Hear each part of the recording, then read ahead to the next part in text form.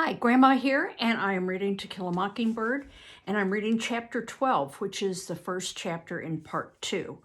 Now, remember, part 2 is going to be sometimes difficult to understand and to read, but this section's fine.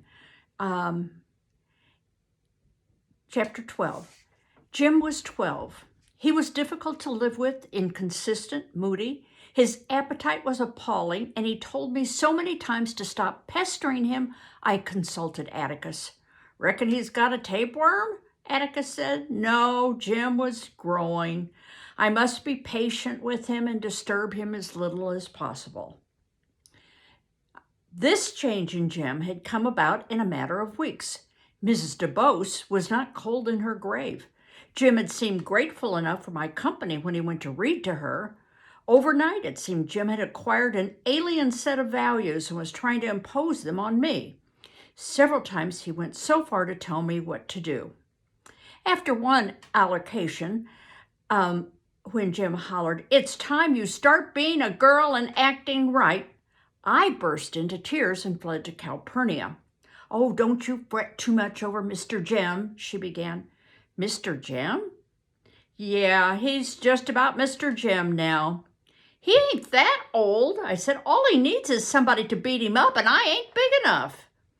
"Baby," said Calpurnia, "I just can't help it. Mr. Jim's growing up. He's going to want to be off to himself a lot now, doing whatever boys do.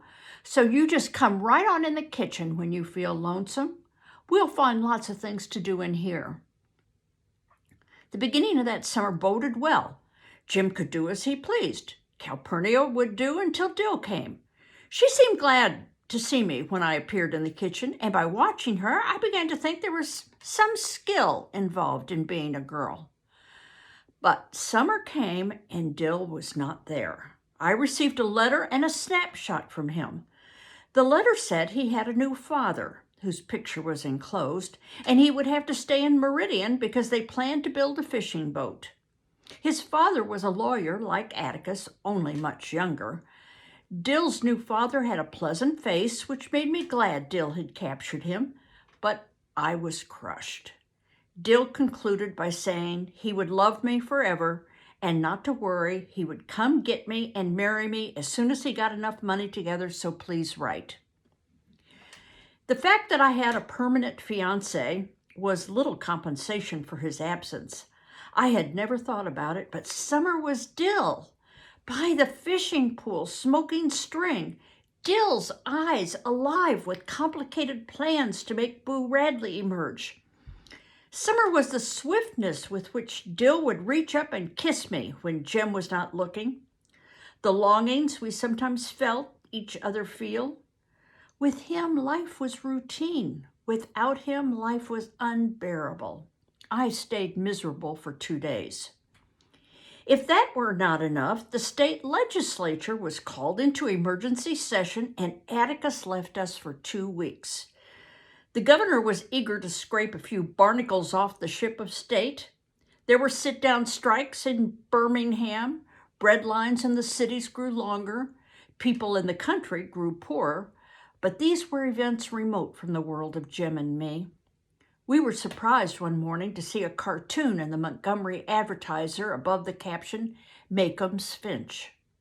It showed Atticus barefoot, in short pants, chained to a desk. He was diligently writing on a slate while some frivolous-looking girls yelled, "Yoo-hoo!" at him. "That's a compliment," explained Jim. "He spends his time doing things that wouldn't get done if nobody did them." Huh?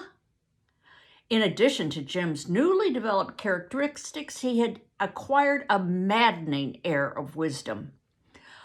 "Oh, Scout, it's like reorganizing the tax systems of the counties and things. That kind of thing's pretty dry to most men." "How do you know?" "Oh, go on and leave me alone. I'm reading the paper." Sounds just like his dad, doesn't he? Jim got his wish. I parted for the kitchen. While she was shelling peas, Calpurnia suddenly said, "What am I going to do about y'all's church this Sunday?" "Nothing, I reckon. Atticus left us collection." Calpurnia's eyes narrowed. and I could tell what was going through her mind. "Cal," I said, "you know we'll behave. We haven't done anything in church in years." Calpurnia evidently remembered a rainy Sunday when we were both fatherless and teacherless. Left to its own devices, the class tied Eunice Ann Simpson to a chair and placed her in the furnace room. We forgot her and trooped upstairs to church, and were listening quietly to the sermon when a dreadful banging issued from the radiator pipes, persisting until someone investigated and brought forth Eunice Ann, saying she didn't want to play Shadrach anymore. Jim Finch said she wouldn't get burnt if she had enough faith, but it was hot down there. And of course, that's from the Old Testament. Shadrach, Meshach, and Abednego, I believe. "Besides, Cal, this isn't the first time Atticus has left us," I protested. "Yeah, but he makes certain your teacher's gonna be there. I didn't hear him say this time. Reckon he forgot it." Calpurnia scratched her head. Suddenly, she smiled. "How'd you and Mr. Jim like to come to church with me tomorrow?" "Really? How about it?" grinned Calpurnia. If Calpurnia had ever bathed me roughly before, it was nothing compared to her supervision of that Saturday night's routine. She made me soap all over twice, drew fresh water in the tub for each rinse. She stuck my head in the basement, washed it with Octagon soap and Castile. She had trusted Jim for years, but that night she invaded his privacy and provoked an outburst. "Can't anybody take a bath in this house without the whole family looking?" Next morning, she began earlier than usual to go over our clothes.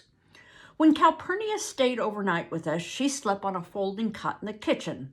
That morning, it was covered with our Sunday habiliments. Never heard of that word before, but I think it means clothes. She had put so much starch in my dress, it came up like a tent when I sat down. She made me wear a petticoat, and she wrapped a pink sash tightly around my waist. She went over my patent leather shoes with a cold biscuit until she saw her face in them. "It's like we were going to Mardi Gras," said Jim. "What's all this for, Cal?" "I don't want anybody saying I don't look after my children," she muttered. "Mr. Jim, you absolutely can't wear that tie with that suit. It's green." "'S matter with that?" "Suit's blue. Can't you tell?" "Hee, I howled. Jim's colorblind." His face flushed angrily, but Calpurnia said, "Now you all quit that. You're going to go to First Purchase with smiles on your face." First Purchase African M.E. Church was in the quarters outside the southern town limits across the old sawmill tracks. It was an ancient peeled frame building, the only church in Macomb with a steeple and bell, called First Purchase because it was paid for from the first earnings of freed slaves. Negroes worshipped in it on Sundays, and white men gambled in it on weekdays. The churchyard was brick-hard clay, as was the cemetery beside it. If someone died during a dry spell, the body was covered with chunks of ice until rain softened the earth. A few graves in the cemetery were marked with crumbling tombstones. Newer ones were outlined with brightly colored glass and broken Coca-Cola bottles. Lightning rods guarding some graves denoted dead who rested uneasily. Stumps of burned-out candles stood at the head of infant graves. It was a happy cemetery. The warm, bittersweet smell of clean Negro welcomed us as we entered the churchyard. Hearts of Love hairdressing mingled with asafoetida, snuff, Hoyt's cologne, Brown's mule, peppermint, and lilac talcum. When they saw Jim and me with Calpurnia, the men stepped back and took off their hats. The women crossed their arms at their waist, weekday gestures of respectful attention. They parted and made it a small pathway to the church door for us. Calpurnia walked between Jim and me, responding to the greetings of her brightly clad neighbors. "What you up to, Miss Cal?" said a voice behind us. Calpurnia's hands went to our shoulders, and we stopped, looked around. Standing in the path behind us was a tall Negro woman. Her weight was on one leg. She rested her left elbow in the curve of her hip, pointing at us with an upturned palm. She was bullet-headed with strange almond-shaped eyes, straight nose, and an Indian bow mouth. She seemed 7 feet high. I felt Calpurnia's hand dig into my shoulder. "What you want, Lula?" she asked in tones I'd never heard her use. She spoke quietly, contemptuously. "I want to know why you bringing white chillin' to nigger church." "They's my company," said Calpurnia. Again, I thought her voice strange. She was talking like the rest of them. "Yeah, and I reckon you're company at the Finch house during the week." A murmur ran through the crowd. "Don't you fret," Calpurnia whispered to me, but the roses on her hat trembled indignantly. When Lula came up the pathway toward us, Calpurnia said, "Stop right there, nigger." Lula stopped, but she said, "You ain't got no business bringing white chillin' here. They got their church, we got ourn. It's our church, ain't it, Miss Cal?" Calpurnia said, "It's the same God, ain't it?" Jim said, "Let's go home, Cal. They don't want us here." I agreed. They did not want us here. I sensed rather than saw that we were being advanced upon. They seemed to be drawing closer to us, but when I looked up at Calpurnia, there was amusement in her eyes. When I looked down the pathway again, Lula was gone. In her place was a solid mass of colored people. One of them stepped from the crowd. It was Zebo, the garbage collector. "Mr. Jim," he said, "we're mighty glad to have you all here. Don't pay no attention to Lula. She's contentious because Reverend Sykes threatened to church her. She's a troublemaker from way back, got fancy ideas and haughty ways. We're mighty glad to have you all." With that, Calpurnia led us to the church door, where we were greeted by Reverend Sykes, who led us to the front pew. First purchase was unsealed and unpainted within. Along its walls, unlighted kerosene lamps hung on brass brackets. Pine benches served as pews. Behind the rough oak pulpit, a faded painted silk banner proclaimed "God is love."